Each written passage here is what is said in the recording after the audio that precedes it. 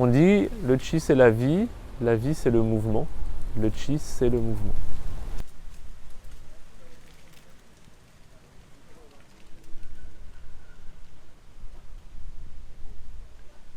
La société nous entraîne dans un mouvement qui s'accélère effectivement de plus en plus.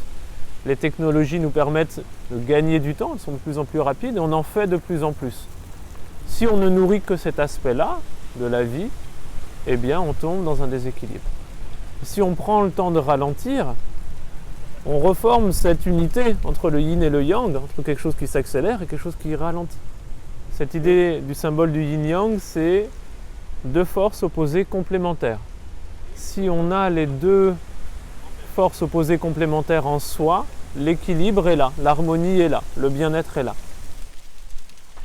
Et en pratiquant le tai chi, en étudiant la médecine chinoise, je me suis rendu compte que le corps humain ou l'être humain était un écosystème à part entière, qui a différents aspects, corporels, émotionnels, mental, vital, qu'il faut savoir faire cohabiter harmonieusement.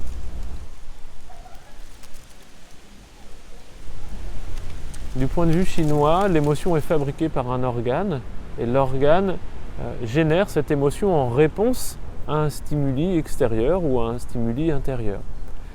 Et donc si cette émotion ne s'exprime pas, en fait c'est de l'énergie qui ne peut pas être mise en mouvement et qui va stagner à certains endroits du corps. Et dans la pratique du tai chi et du qigong, on va faire en sorte globalement, pour vous donner une image globale, c'est que ce mouvement du chi dans le corps puisse être à nouveau fluide, circuler librement, sans retenue.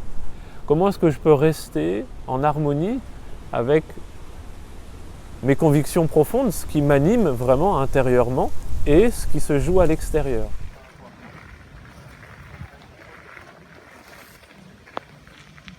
Ça simplifie la vie sur pas mal de choses, quoi. Je ne sais pas trop comment expliquer ça, mais c'est pourtant bien quelque chose. C'est un vrai ressenti, ça, pour le coup. Le plus important, c'est la présence qu'on va amener dans nos mouvements. Si je suis présent, si je fais cet effort de présence intérieurement, automatiquement, le mode mental commence à évoluer positivement. Le projet du tai chi, du qigong, s'il y en a un, c'est de se maintenir dans un état de jeunesse optimum, quel que soit notre âge. Ça veut dire, d'un autre point de vue, se maintenir au présent.